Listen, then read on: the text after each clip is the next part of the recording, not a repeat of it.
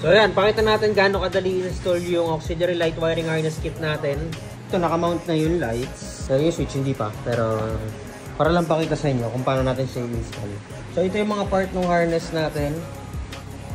Ito yung para sa switch. So mamaya, after ma-finalize, ko-connect na lang to. Magka-partner na yung terminals na yan. And then ito naman yung sa harness natin. Then ito naman yung ballast ng auxiliary lights. So yung red, yung para sa high, yung black yung para sa ground, then yung white yung para sa low. So pagkatapatin na lang natin, depende sa preference kung ano yung gusto nating iset na high or low ng auxiliary light. I-assign na lang natin dito.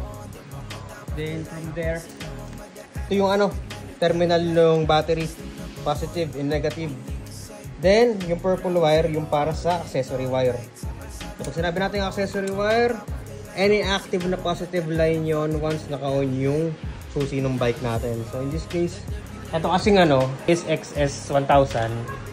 So pag in-on yung yung susi niyan, bumubukas yung tail light. So ayan, pag pinatay ko yung susi, ayan o.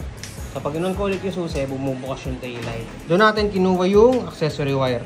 Gamit yung pang wire top na kasama. Yung pinaka natin, harness, ayun o.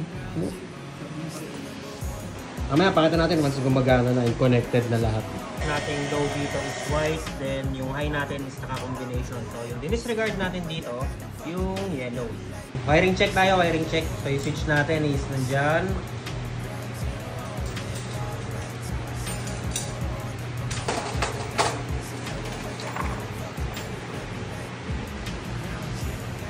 Dahil maaga tayo natapos, pakitaan ko na lang kayo ng demo ng M5 Plus dun sa ibang project para may idea kayo kung gaano kalakas yung light set na kinabit natin dito. Connect lahat. Tsaka binabalikan, dami nagagalingan, dami ng pila kapag makikita yung mga mahina tinatabi lang, dami pang bagong ilalabas, lalong lumalakas sa mga ilo, lahat nasisilaw kasi sigurado sa ground zero. Hindi masay, ground zero, all in all night sa kalsada.